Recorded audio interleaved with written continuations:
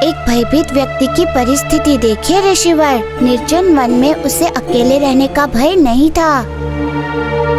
उसे भय इस बात का था कि उसे भोजन बनाना है। उस कन्या के इस आचरण का अर्थ जानते हैं कि क्या था? क्या था प्रभु? उस कन्या के इस आचरण का अर्थ था कि वो उस निर्जन एवं भयानक वन में भी निर्भय थी, जहाँ सब प्रकार से व्यक्ति अपने आप को सुरक्षित समझता है, वहाँ वो भयमुक्त नहीं थी। वो गृह, क्योंकि उसके लिए वो गृह नहीं था, उसका कारागृह था। अपने ही गृह में विरक्त है, ऐसा क्यों प्रभु? अपने घर में स्नेह और प्रेम का नहीं मिलना इस स्थिति का कारण होता है ऋषिवर। मनुष्य को संकट के क्षणों में अपने गृह परिजनों की याद आती है। वो इनके बीच क्यों लौटना चाहता है? क्योंकि वहाँ उसे प्रेम और स्नेह देने वाले उसके परिजन होते हैं। क्योंकि जब गृह में कोई हो भी नहीं उसका ध्यान रखने वाला, तो उसके लिए क्या गृह और क्या वन, दोनों समान। एवं यही स्थिति थी ममता की कि कोई नहीं था उसके मन की बात सुनने वाला, तथा अकेली थी वो। इसलिए उसके मन की बात जानने के लिए तथा उसका विश्वास प्राप्त करने के लिए मैं उसे उसके गृह तक पहुंचाने गया।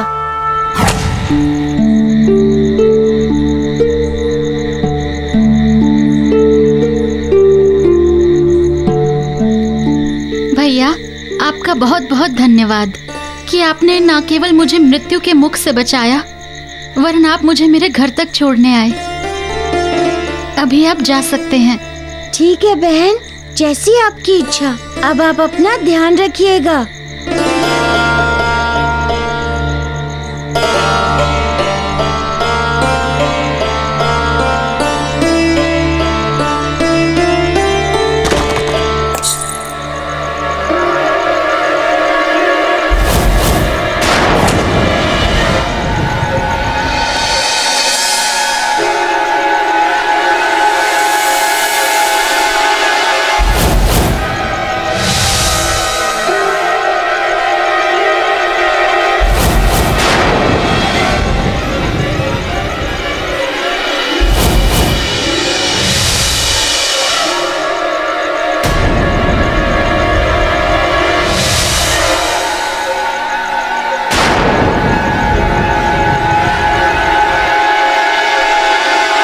क्यों रे करमजली, प्रातः है कि गई तू?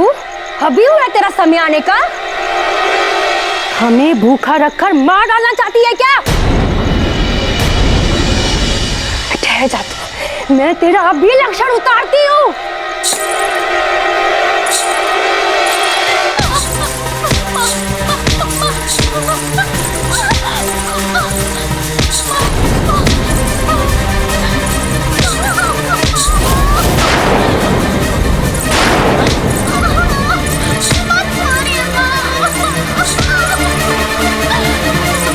माँ, आज इसे इतना मारो कि जीवन भर ये याद रखे। ये वन में लकड़ियां लाने के बहाने खेलती होगी माँ।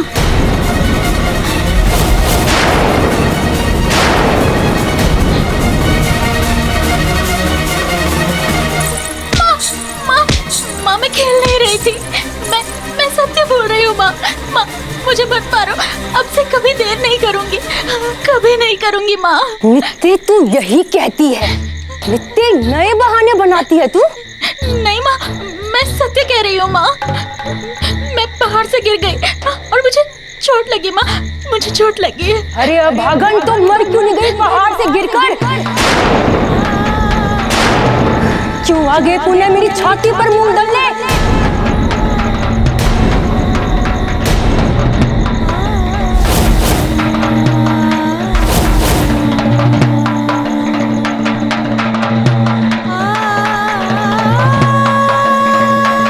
माँ देखो तो, ये कितनी बड़ी झूठी है।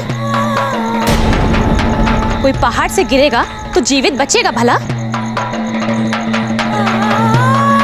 भाग्य में विधाता ने तुझे दिया अथवा कुछ ना दिया हो, किंतु तेरी वाणी में झूठ बोलने की कला प्रचुर मात्रा में दी है।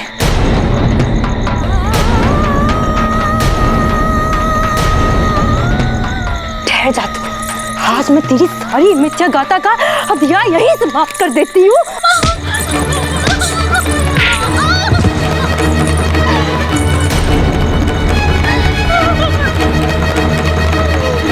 अरे करम जली, अब बिसूरती ही रहेगी कि उठकर भोजन बनाएगी। आता से मेरी दोनों पुत्रियां तेरी प्रतीक्षा करते करते पूरा दिन फलाहार पे रह गई। उठ अब, आलसी कामचोर, उठ।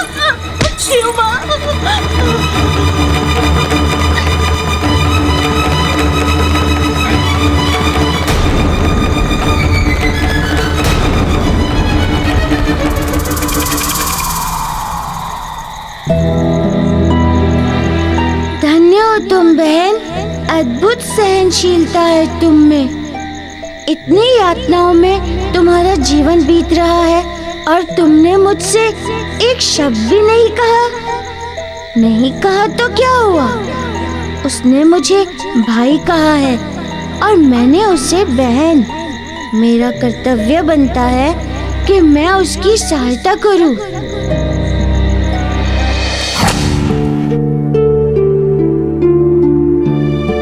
प्रभु, फूल लता अपने ही गृह में घृणा, उपेक्षा और उपहास से घिरी थी। उसके जीवन में तो प्रेम जैसे सूखी नदी की समान हो। हाँ ऋषिवर, और यही मेरे लिए दुख एवं चिंता का विषय था, क्योंकि शत्रु यदि बाहर ही हो तो उसे दंड देना सहज होता है, किंतु जब आंतरिक शत्रु हो, जब माता कुमाता हो जाए, घर के सभी सदस्य बुरा व्यवहार करने लगे, तो उससे जटिल स्थिति और कोई नहीं होती। किंतु प्रभु, इतना अत्याचार सह के भी वो अपने गृह में क्यों थी? जितना वो परिश्रम करती थी, उतना परिश्रम कहीं और करती तो उसे सम्मान से 2 वक्त की रोटी अर्जित कर सकती थी। अवश्य कर सकती थी, किंतु उसके वहाँ होने का कारण था उसका विश्वास कि ये उसके अपने हैं। एक ना एक दिन वे उसे अवश्य प्रेम देंगे और सबका प्रेम पाकर वे धन्य हो जाएंगी। उसकी निर्मलता एवं निश्चिंता देखिए ऋषिवर, कि वो उनका प्रेम प्राप्त करने के लिए मन लगाकर परिश्रम कर रही थी, किंतु वे निर्मल हृदय। क्यों री करम जली, इतना समय लग गया केवल इतना सा रूखा सूखा बनाने में? क्या चाहती है तू?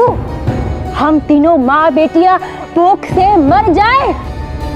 कब से बैठे हैं भोजन की प्रतीक्षा में और अब ला रही है महारानी केवल इतना सा बना के। खड़ी क्या है, शीघ्रता से पूड़ियां परोस।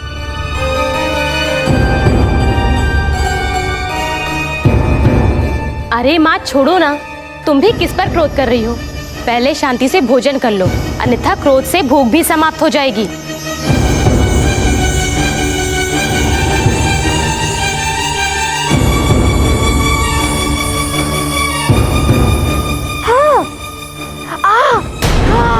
माँ, मेरा मुंह जल गया माँ। इतनी मिर्च डाली है इसमें।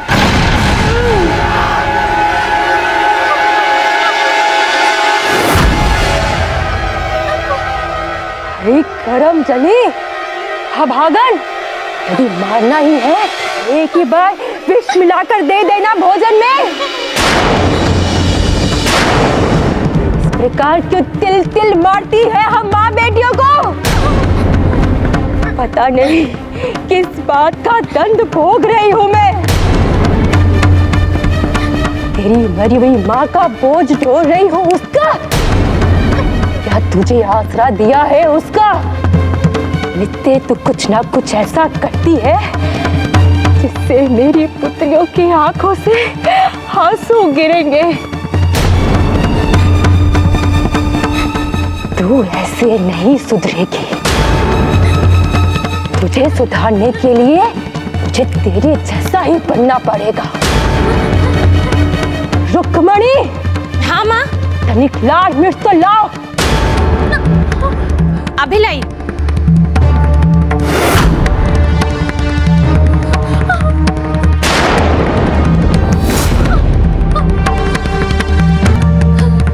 माँ, ये लो मिर्च।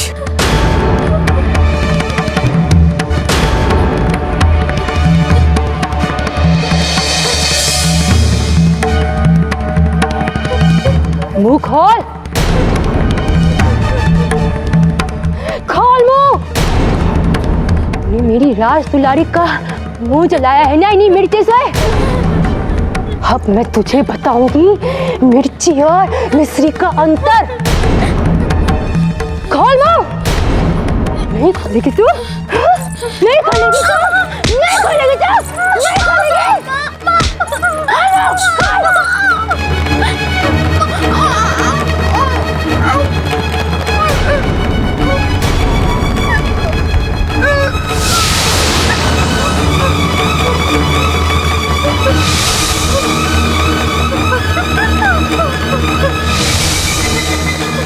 आगे से ध्यान रखना भोजन बनाते समय, अन्यथा इससे भी बुरी गत करूंगी मैं तेरी।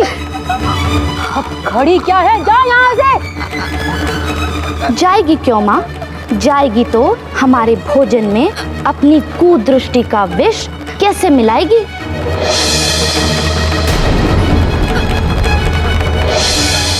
सही कहा ना ममता, मेरी बहना।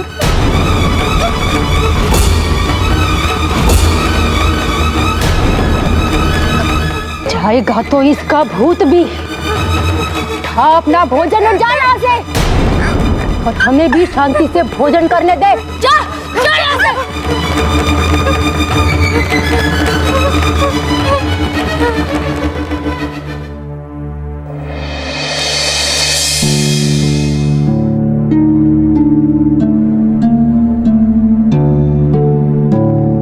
कहाँ है इसमें मिर्च?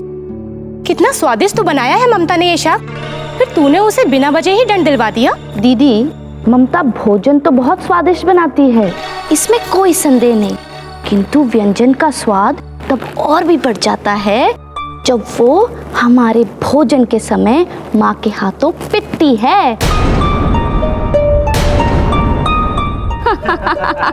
जानती हो पुत्रियों, ऐसे लोगों के साथ कठोरता अति आवश्यक है, अन्यथा ये लोग माथे पे चढ़कर नृत्य करने लगते हैं। खाओ।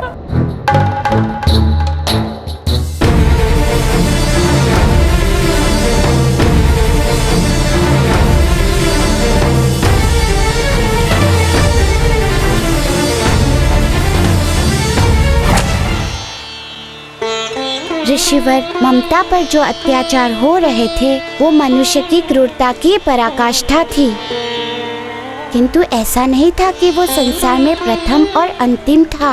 ऐसा अत्याचार मनुष्य सदैव एक दूसरे पर करता आया है और भविष्य में भी करता रहेगा, क्योंकि जड़ता से मुक्त होने का प्रयास कोई भी नहीं करना चाहता।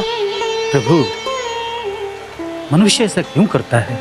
क्या वो एक दूसरे के साथ मिलजुल कर प्रेम और भाईचारे के साथ नहीं रह सकता?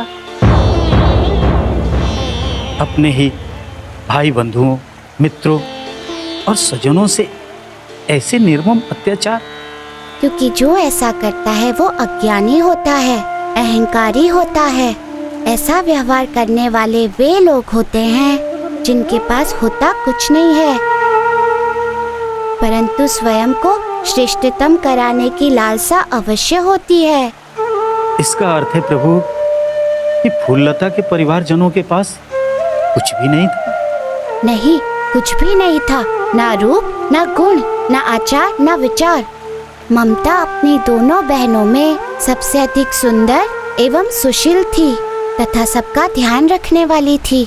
उसे जो भी देखता वो उसके रूप एवं गुण की प्रशंसा करे बिना नहीं रहता, और यही प्रशंसा उन दोनों बहनों के अमानुष्य होने का कारण था, ममता के ऊपर होने वाले अत्याचार का मूल था।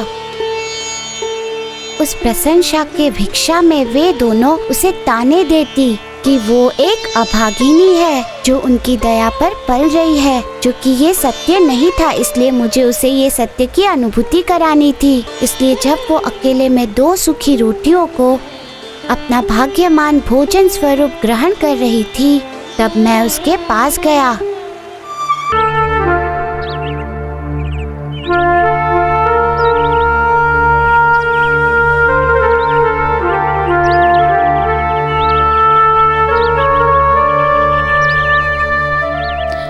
ये क्या बहन?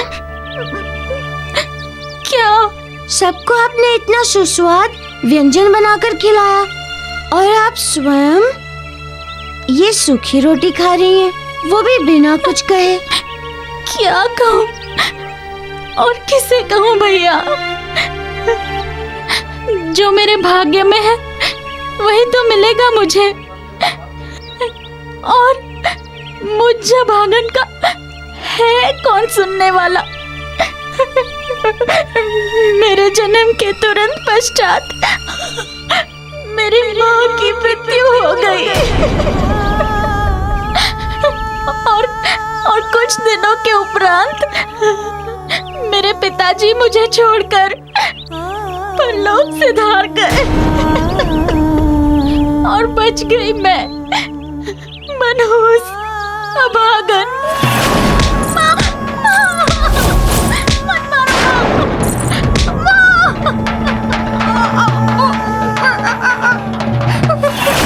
भोर होते कोई मेरा मुख नहीं देखना चाहता, जो देख लेता है उसका अमंगल हो जाता है। वो तो भला हो मेरी सौतेली माँ का, उनकी दया से मुझे 2 रोटी मिल जाती है खाने को, अन्यथा मुझे वो भी प्राप्त न हो भैया, वो भी प्राप्त न हो। बहन, आप जो कह रही हैं वो लोगों से सुनी हुई बातें कह रही हैं, किंतु सच इसके विपरीत हो सकता है। आप उनके भाग्य से नहीं, वरन वो आपके भाग्य से सुख भोग रहे हो। नहीं, यह सत्य नहीं हो सकता। मैं किसी के सुख का कारण कदापि नहीं हो सकती। बहन, ये सत्य है कि मनुष्य का भाग्य उसके जन्म से जुड़ा होता है, किंतु उसके कर्मों से उसका भाग्य बदल जाता है। ये भी सत्य है। बदलता होगा, लेकिन मेरा नहीं बदलेगा। मैं जानती हूँ, अब मुझे मेरे दुखों की आदत हो गई है भैया। आप मेरे दुखों की अग्नि में अपनी उंगली ना जलाए तो ही अच्छा है। एक और आप मुझे भाई कहकर भी संबोधित कर रही हैं, दूसरी ओर अपने दुखों से दूर रहने को भी कह रही हैं। अब तो मैं यहाँ से तब तक नहीं जाऊंगा जब तक आपके दुखों का अंत नहीं कर दूंगा। अपने अश्रु पोंछ लो।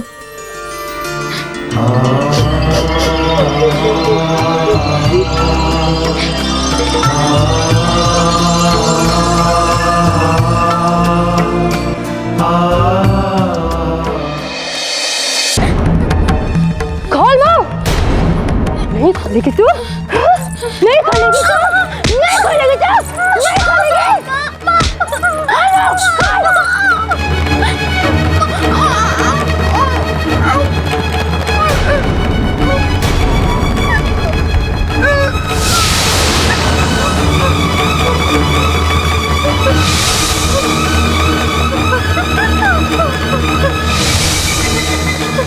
आगे से ध्यान रखना भोजन बनाते समय, अन्यथा इससे भी बुरी गत करूंगी मैं तेरी।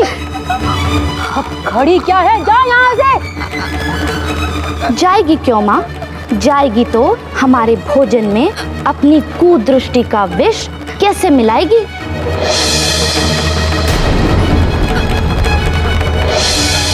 सही कहा ना ममता, मेरी बहना।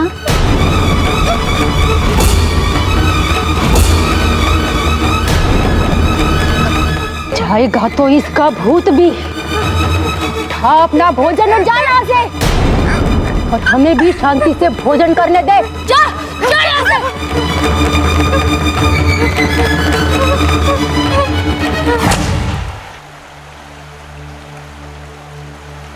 फिर क्या हुआ प्रभु? क्या ममता को स्नेह प्राप्त हुआ उसके परिजनों से? ऋषिवर, भलाई का प्रतिफल इतनी सहजता से कहाँ प्राप्त होता है जो उसे प्राप्त हो जाता। ममता के हर सम्मुख प्रयास के बाद भी ना तो प्रेम उसकी माता सिद्धेश्वरी के मन में उपजा और ना ही उसके बहनों के मन में। ऐसा क्यों प्रभु? प्रेम और प्रयास से तो पत्थर भी पसीज जाता है, फिर उनका हृदय परिवर्तन क्यों नहीं हुआ? क्योंकि उनके हृदय पर उनके स्वार्थ का लेप चढ़ा हुआ था। इसलिए स्वार्थ कर उनके सभी सद्गुण समाप्त हो गए थे। अब स्वार्थ ही उनके जीवन का सिद्धांत बन चुका था। प्रेम का कोई स्थान नहीं था उनके जीवन में। तब तो ममता का उनके लिए कुछ भी करना व्यर्थ था प्रभु। नहीं, कर्म कभी व्यर्थ नहीं जाता ऋषिवर, उसका प्रतिशत अवश्य मिलता है, चाहे समय कोई भी लगे। इसीलिए ममता को भी उसके सत्कर्मों का प्रतिफल एक न एक दिन अवश्य ही मिलना था, क्योंकि उसके प्रेम पूर्ण व्यवहार के कारण उसका भाग्य बदल रहा था। और दूसरी ओर सिद्धेश्वरी एवं उसकी पुत्रियों के पुण्य कर्मों की समाप्ति हो रही थी। फल स्वरूप उनके जीवन में धन भोगने का समय आ रहा था। जब मुझे इस बात का ज्ञान हो गया, तब मैं उनके गृह में प्रवेश करने का अवसर खोजने लगा। और एक दिन मुझे एक वस्तु विद्या के माध्यम से वो अवसर प्राप्त हुआ। ये देखिए बहन जी, ये देखिए। हैं? नहीं भैया, कोई और रंग दिखाओ मुझे, जिसे धारण कर मेरी दोनों पुत्रियां राजकुमारी सी लगे, राजकुमारी सी। पूरे मेले में सबसे अलग, सबसे सुंदर हो मेरी पुत्रियां।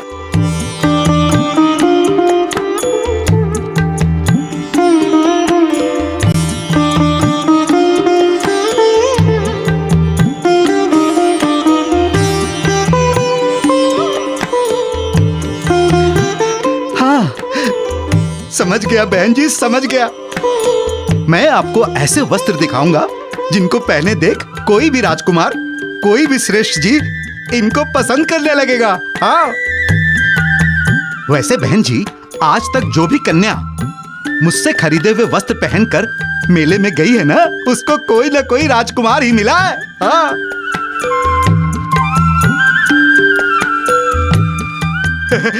अभी दिखाता हूँ, अभी दिखाता हूँ। ये देखो बहन जी, ये देखो।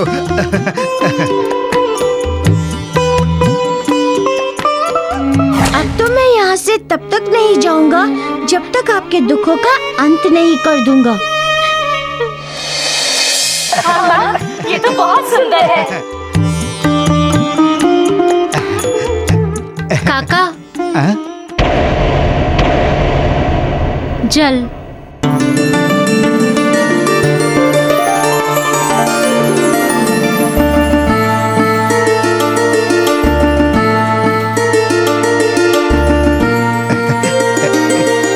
ठीक है बेटा। वैसे बहन जी, ये वस्त्र आपकी इस बिटिया पर बहुत सुंदर लगेगा।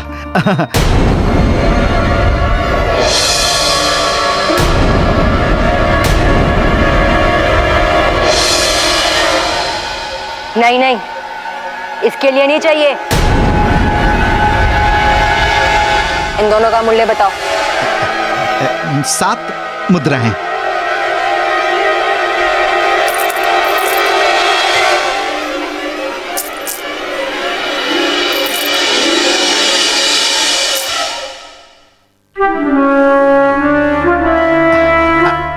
ये लो बिटिया। और आप ये लीजिए।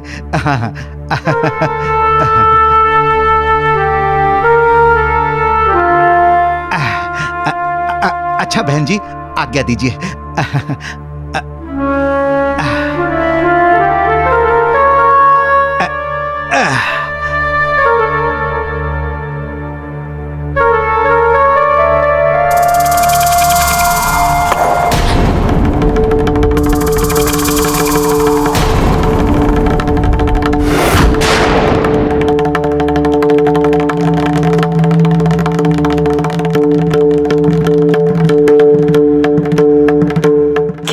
करमजली, यहाँ क्या करने आई थी तू?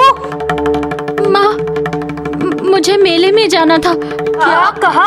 तेरा ये साहस! ठहर जा तू अभी। काकी बहुत भूख लगी है।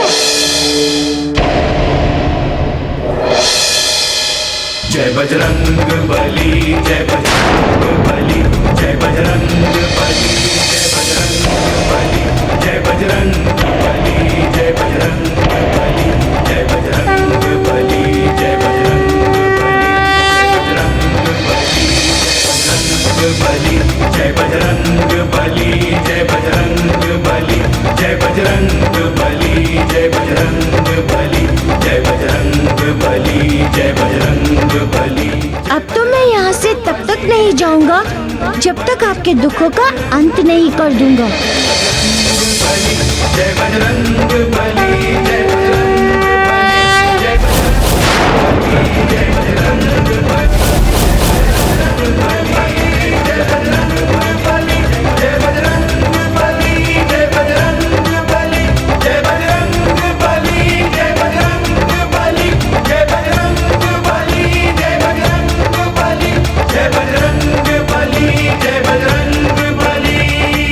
कौन है रे तू वानर बालक? और मेरे गृह में प्रवेश करने का तूने साहस कैसे किया? साहस करना कोई पाप नहीं है काकी। मैं तो अपने ग्राम जा रहा था, मार्ग में भूख लग गई, आपका भव्य आवास दिखा तो सोचा कि कुछ भोजन अवश्य दे देंगे, इसीलिए आ गया। नहीं नहीं, हम ऐसे किसी को भोजन वोजन नहीं देते, वो भी बिना मुद्रा लिए। तो बाहर निकलो।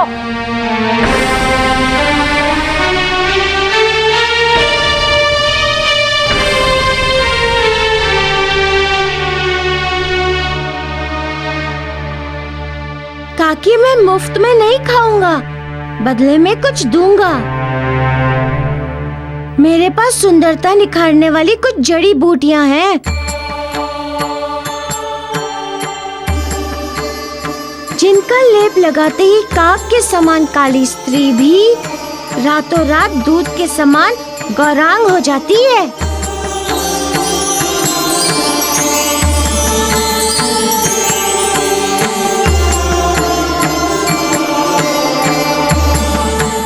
मुझे बाहर एक वस्त्र व्यापारी ने बताया है कि आपकी 2 पुत्रियां हैं जो मेले में जाने वाली हैं। मैं ये सोचकर यहाँ चला आया कि अपनी बूटियों से इन्हें इतना सुंदर बना दूं कि कोई भी राजकुमारी इन्हें देखते ही मुग्ध हो जाए।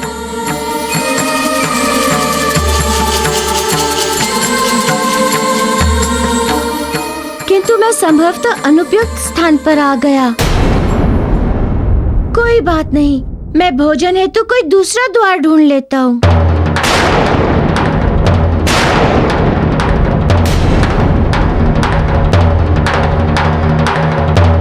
अरे पुत्र, सुनो तो पुत्र।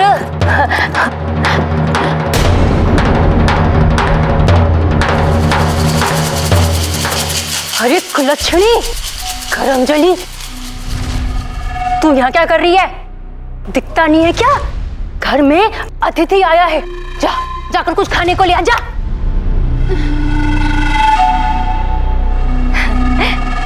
आओ पुत्र, भीतर आओ।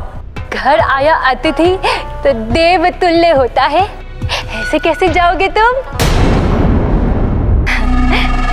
आओ पुत्र, भीतर आओ। घर आया अतिथि तो देव तुल्य होता है, ऐसे कैसे जाओगे तुम? और मैं इस प्रकार सौंदर्यता निखारने वाला एक जड़ी विक्रेता के स्वरूप में उस गृह में उपस्थित हो गया। सुंदरता निखारने वाला जड़ी विक्रेता के रूप में क्यों प्रभु? क्योंकि सौंदर्य प्रत्येक स्त्री की कमजोरी होती है। उसे अपने रूप से कभी भी संतुष्टि नहीं होती। वो सतत अपने सौंदर्य को अधिक से अधिक निखारने के जतन में लगी रहती है। ऐसा क्यों प्रभु? ऐसा होता है अज्ञानता के कारण ऋषिवर। स्त्री को ये ज्ञान नहीं होता है कि वो असली सौंदर्य रूप तथा सौंदर्य प्रसाधनों में नहीं बल्कि हृदय में होता है। जिसका हृदय निर्मल होता है, जिसके हृदय में भावना बसती है, उस हृदय के सौंदर्य को किसी भी आभूषण अथवा किसी सौंदर्य प्रसाधन की आवश्यकता नहीं होती, क्योंकि सिद्धेश्वरी की दोनों पुत्रियों का मन सुंदर नहीं था। उनके मन में छल और कपट था।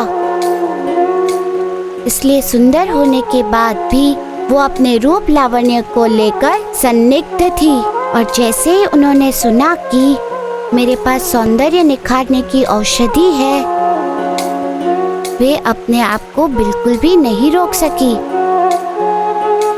मुझे अपने गृह में भीतर जाने के लिए रोक लिया, जबकि वास्तविकता ये थी कि मैं वहाँ सहर्ष रुका अपनी बहन के दुख को हरने के लिए।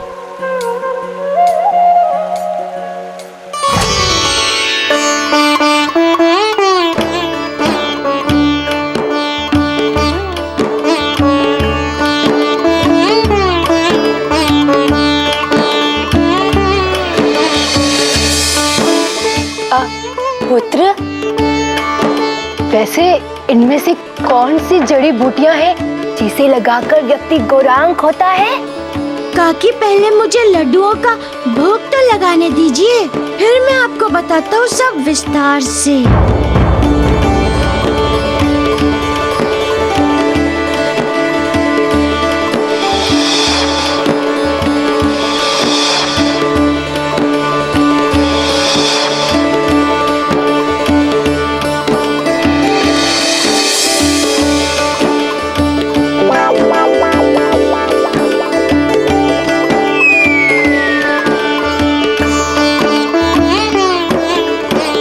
काकी, और लड्डू मिलेंगे क्या? हाँ हाँ पुत्र, मिलेंगे, क्यों नहीं मिलेंगे। अरे कुलच्छनी, तूने सुना नहीं क्या? हमारे अतिथि को लड्डू पसंद है, लड्डू। जा जा क्यों लड्डू ले आ, जा।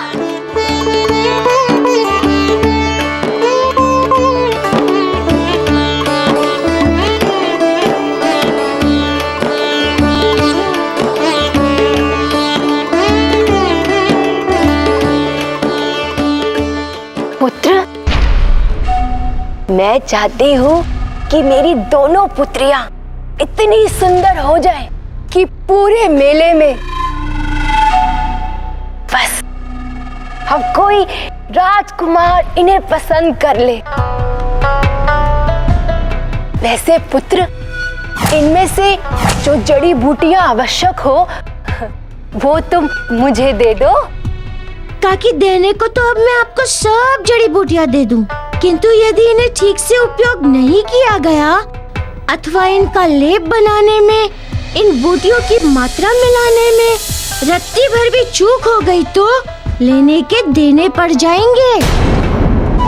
आपकी पुत्रियां गौर वर्ण से श्याम वर्ण हो जाएंगी।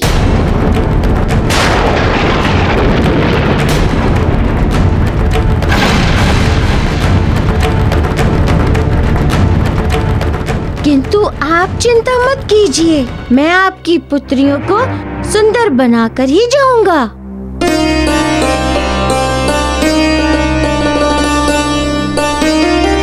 चाहे इसके लिए मुझे अपने हाथ से ही इन जड़ी बूटियों का लेप क्यों न तैयार करना पड़े।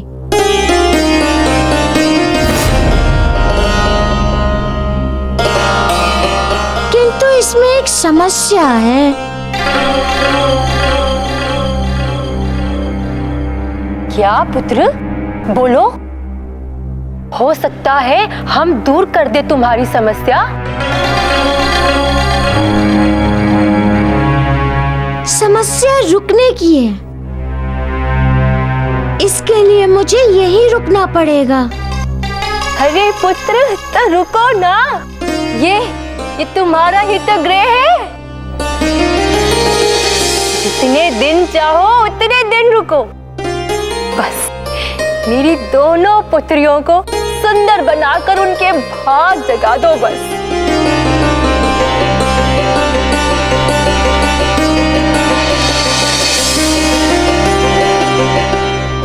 अपनी पुत्रियों को भाग्यशाली बनाने के लिए दूसरों को भाग्यहीन बना रही हो।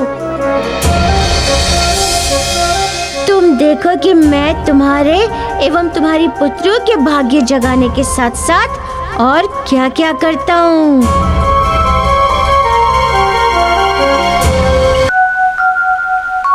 सब कुछ मेरी इच्छा के अनुरूप ही हुआ ऋषिवर। मेरा इस ग्रह में प्रवेश करना और सब कुछ। किंतु एक बात मेरे समझ में नहीं आई प्रभु। क्या ऋषिवर? यही प्रभु कि जब आप उनका सत्य जान गए थे तो आपने उसी समय उन्हें दंडित क्यों नहीं किया? इसीलिए क्योंकि ममता के मन मस्तिष्क में वर्षों से बिठाया गया ये हीन भाव कि वो भाग्यहीन है, वो दया पर पल रही है। यदि मैं तत्क्षण वैसा कुछ उसके पक्ष में कर देता तो वो हीन भाव उसके हृदय में से नहीं निकलता।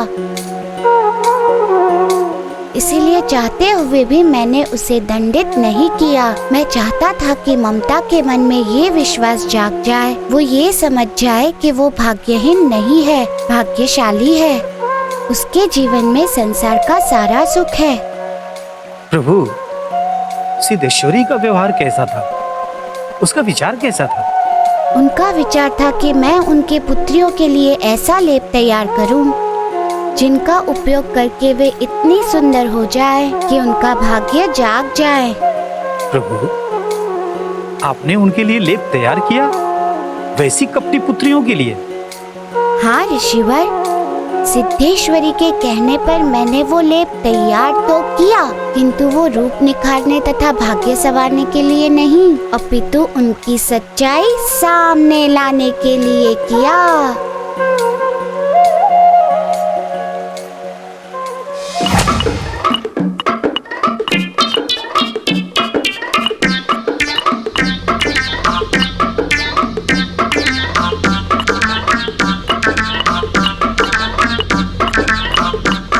पुत्र मारुति, ऐसा लेप तैयार करना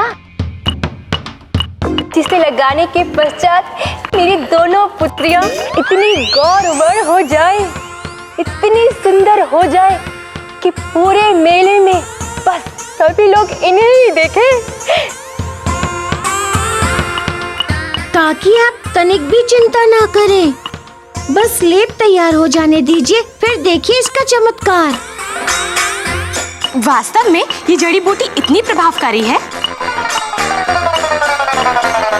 और नहीं तो क्या, इनका प्रभाव मनुष्य की कल्पना से कहीं आगे है।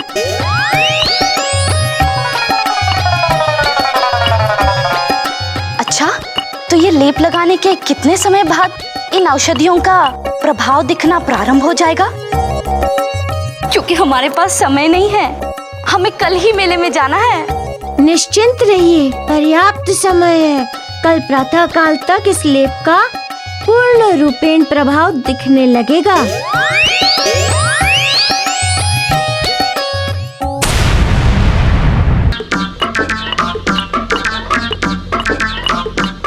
पुत्र मारुति, ऐसा लेप तैयार करना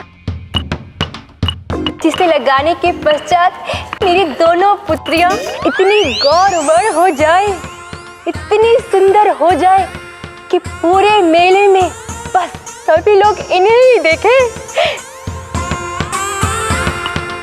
ताकि आप तनिक भी चिंता ना करें, बस लेप तैयार हो जाने दीजिए, फिर देखिए इसका चमत्कार। वास्तव में ये जड़ी बूटी इतनी प्रभावकारी है? और नहीं तो क्या, इनका प्रभाव मनुष्य की कल्पना से कहीं आगे है।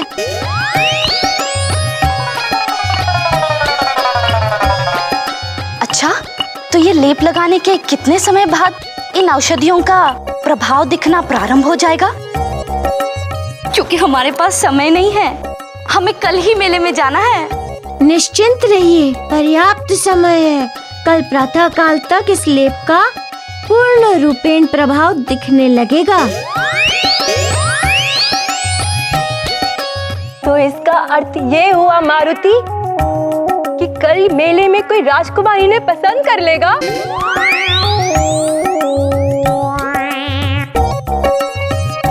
काकी अटूट संबंध के लिए सुंदरता तन की नहीं, मन की आवश्यक होती है। मन की सुंदरता से सृजित संबंध ही चिरस्थायी होते हैं। तन की सुंदरता से मोहित हो निर्मित संबंध क्षणभंगुर होते हैं। इसलिए काकी आप इनके तन की सुंदरता पर नहीं, मन की सुंदरता पर अधिक ध्यान दीजिए। तुम अभी मेरी पुत्रियों की विशेषता को जानते नहीं हो। एक बार कोई राजकुमार इन्हें चुन ले बस, और उसके पश्चात वो चाहकर भी इनके जाल से नहीं निकल पाएगा। मेरी पुत्रियां बहुत चतुर है, इसलिए तुम उसकी चिंता मत करो।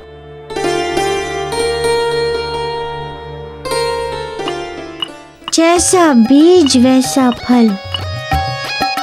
अपने कुविचारों को ही रोपा है आपने अपनी पुत्रियों के मन की धरा पर। कुछ कहा क्या तुमने पुत्र?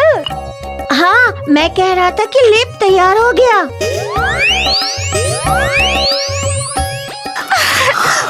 पहले मुझे दो ना। नहीं नहीं, पहले मुझे दीजिए। नहीं, पहले मैं लगाऊंगी। नहीं, मैं लूंगी। पहले मैं लगाऊंगी। नहीं, मैं लगाऊंगी। नहीं, मैं लूंगी। नहीं, मैं। मेरी बात ध्यान से सुनो। ये लेप साधारण लेप नहीं है, चमत्कारिक गुणों वाला लेप है। इसे प्रयोग करते समय अत्यंत ही सावधानी बरतनी होगी तुम लोगों को। इसके प्रभाव का संबंध सीधा मन के विचारों से है। लगाने के पश्चात यदि मन में कोई भी कुविचार आया तो इसका प्रभाव विपरीत हो जाएगा।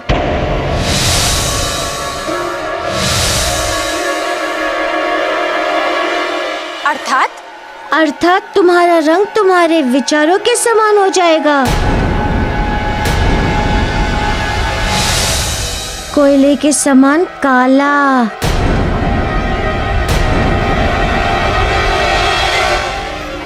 वानर बालक, तुम ज्ञान तनिक कम दिया करो। लाओ, लेप लाओ।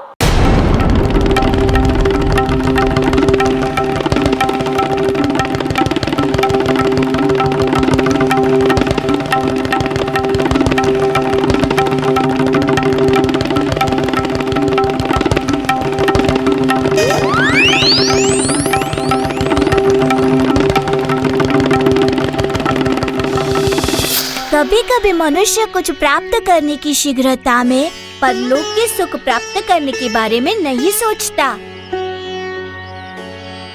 और देवी सिद्धेश्वरी के साथ हुआ। क्या हुआ प्रभु? मैंने उन्हें लेप देते हुए स्पष्ट शब्दों में कहा था कि इसे लगाने वाले के मन में कुविचार नहीं आना चाहिए। अच्छा? हाँ, ऐसा मैंने कह तो दिया था, किंतु उन्होंने मेरी बात को तो सुना ही नहीं, तनिक भी ध्यान नहीं दिया।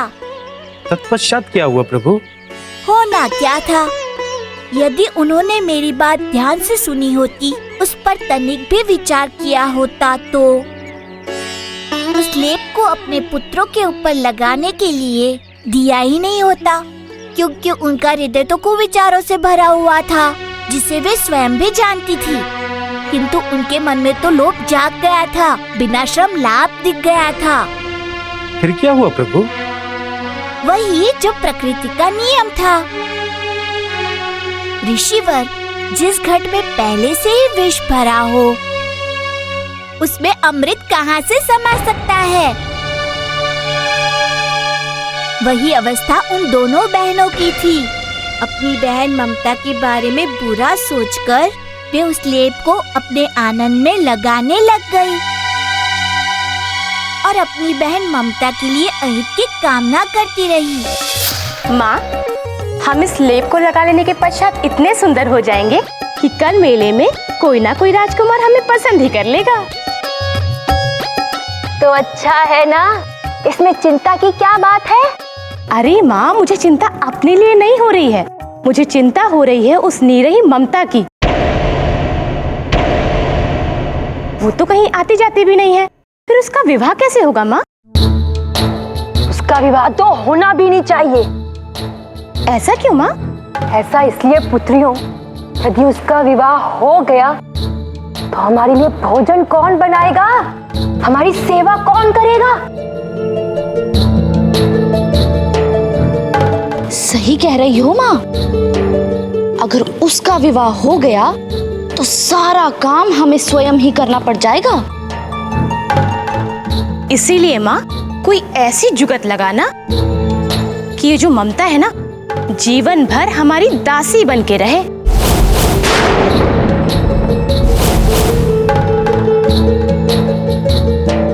मेरी राजकुमारियों, मैंने उस दीन हीन को पाल पोस के बढ़ाई तो इसलिए किया है कि वो हमारी सेवा करे। और वैसे भी उस अभागी का ब्याह कहाँ होने वाला है? मैंने उसके मस्तिष्क में ये बात भर दी है कि वो एक अभागी है, अभागन है वो, अभागन है वो।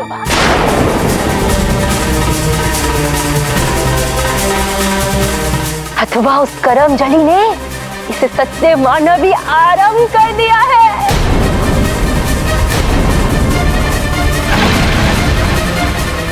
यहीं पड़े पड़े हमारी सेवा करते करते मर जाएगी एक दिन अभागन।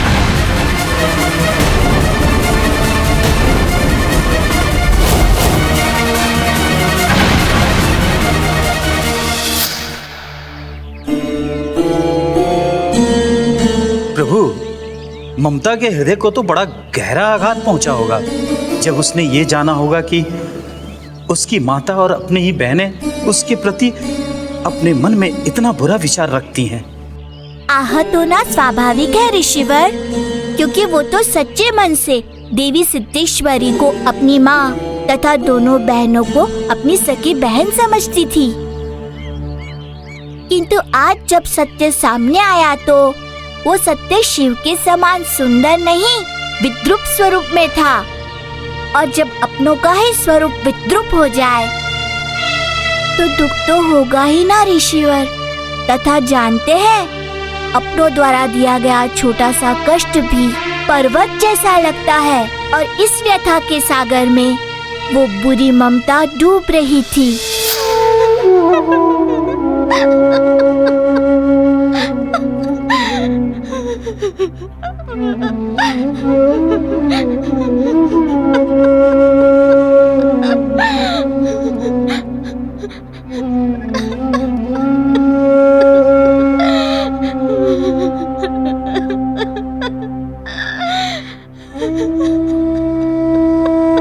क्या हुआ बहन?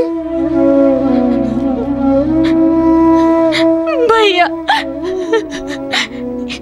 ये जानते हुए भी कि मेरे भाग्य में सुख नहीं है, केवल कष्ट ही कष्ट है, मैं स्वयं को आहत होने से क्यों नहीं रोक पाती?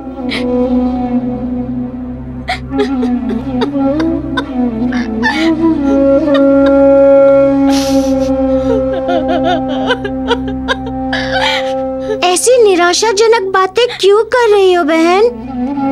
तो फिर कैसी बातें करूं भैया? ममता की देवी कही जाने वाली माँ कह रही है कि मेरे भाग्य में विवाह नहीं है, तो एक कन्या के मुख से और कैसी बातें निकलेंगी?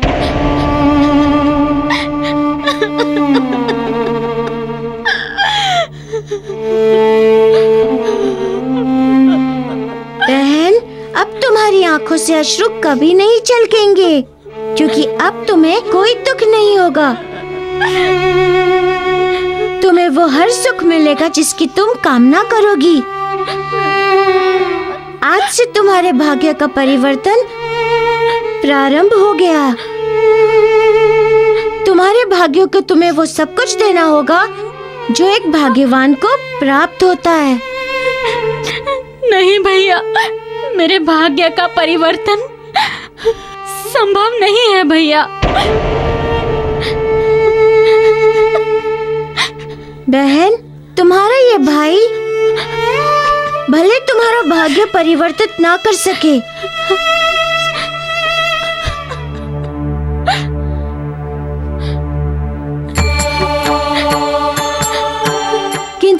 आपती वृक्ष का पत्ता तुम्हारा भाग्य अवश्य परिवर्तित करेगा।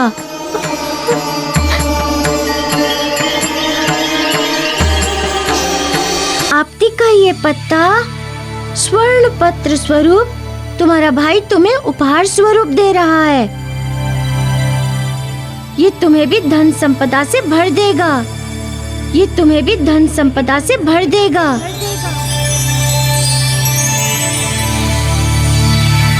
और इसे सर्वदा संसार अपने परिजनों को, अपने हितैषियों को उपहार में दिया करेंगे। ये लो, इसे रख लो।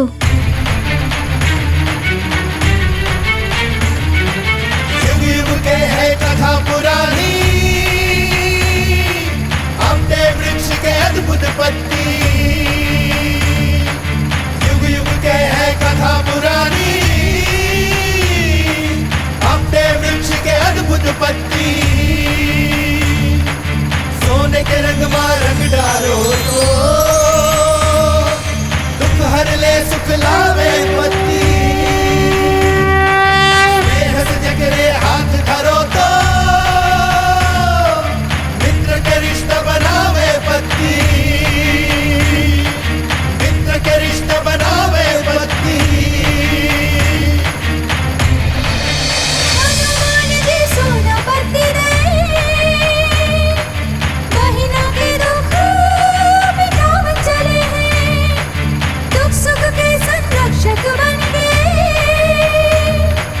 भाई के नाता जोड़ लिए हैं। भाई के नाता जोड़ लिए हैं। भाई के नाता जोड़ लिए हैं। ये क्या हो गया? ये तो अनर्थ हो गया। ये क्या हो गया मेरी पुत्रियों को?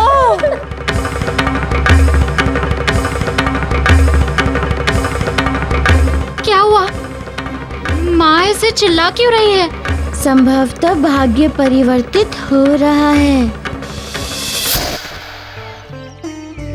जानते हैं आप ऋषिवर, माता सिद्धेश्वरी तथा दोनों बहनों का सत्य सामने आने के बाद ममता बहनाता के रूप से पूर्णतया खंडित हो चुकी थी।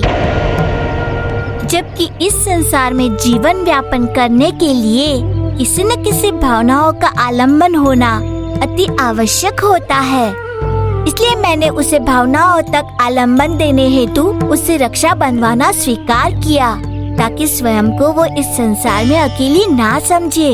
उसे ये संबंध रहे कि उसके दुख में भी है कोई साथ देने वाला,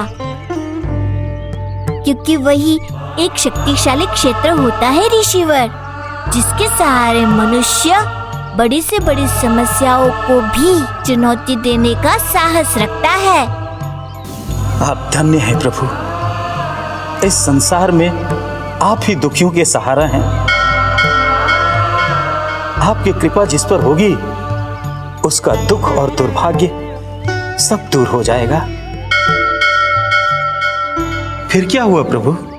फिर मैंने एक भाई होने के नाते अपनी बहन ममता के विवाह का दायित्व उठाया, उसे वचन दिया और मात्र मेरे वचन को सुनकर उसके हृदय में जिस सुख का संचार हुआ, उसकी आभा उसके अवरोह और आनंद पर स्पष्ट रूप से दिखाई पड़े।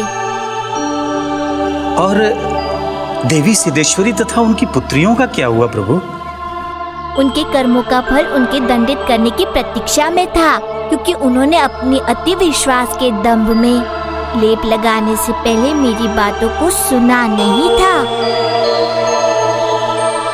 अमल करना तो बहुत दूर की बात हो गई। फल स्वरूप जो सामने आया वो उनके कर्मों का फल था जो सामने आया। भगवान, ये क्या हो गया? ये तो अनर्थ हो गया। ये क्या हो गया मेरी पुत्रियों को? उस मारुति ने ऐसा कौन सा लेप दिया लगाने को जिससे मेरी पुत्रियां काली हो गई? हाय भगवान, ये क्या हो गया? अब मैं क्या करूं?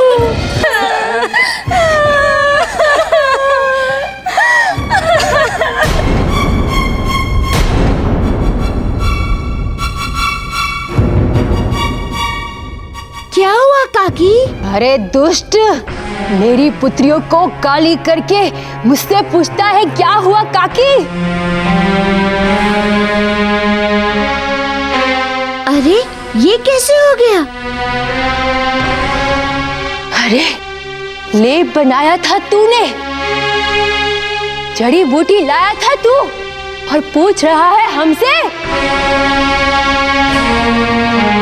काकी, औषधि तो मैंने सही दी थी। अवश्य आपकी पुत्रियों ने कुछ अनुचित किया है। अब हमने क्या किया? हम पे क्यों दोष दे रहा है तू? दोष नहीं मढ़ रहा हूँ बहनों, मैं तो सत्य कह रहा हूँ। मैंने प्रारंभ में ही चेताया था, औषधि का प्रयोग करते समय या उसके मध्य कोई भी कुविचार मन में नहीं आना चाहिए, अन्यथा रंग उसी विचार के समान हो जाएगा, काला। अवश्य ही तुम लोगों के मन में कुविचार ने जन्म लिया होगा। किंतु हमने तो अपने मन में कोई कुविचार नहीं लाया।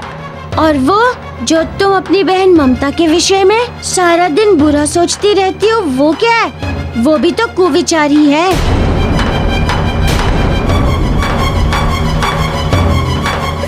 माँ, जब तुम्हें पता था कि इसका प्रभाव ऐसा होने वाला है, तो आज ही उसके विषय में क्यों बुरी बात की? अरे अब तुम दोनों मुझे क्यों कोसने लगी? मुझे क्या पता उस करमजनी के कारण ही ऐसा होगा। देखो बहनों, अब भी तुम लोग कुविचार की बातें सुन रही हो। तुम लोगों का रंग और भी शांता हो जाएगा।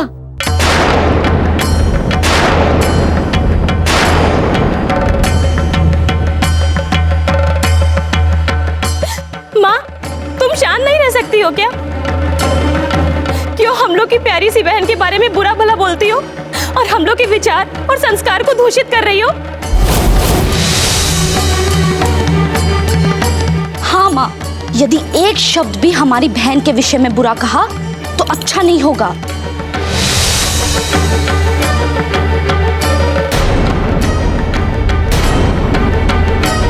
जिसके लिए चोरी की वही कह रहा है चोर। अरे मैंने तो तुम लोगों का भला सोचा, मुझे ही क्या पता मेरा भला सोचना ही मेरे लिए बुरा बन जाएगा। हे भगवान, अब क्या होगा? कौन करेगा तुम लोगों के साथ विवाह?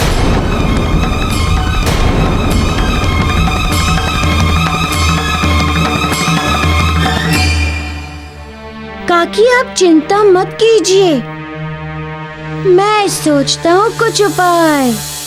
काकी, मैंने तो लेप ही वही बनाया था जिससे रंग काला हो जाए।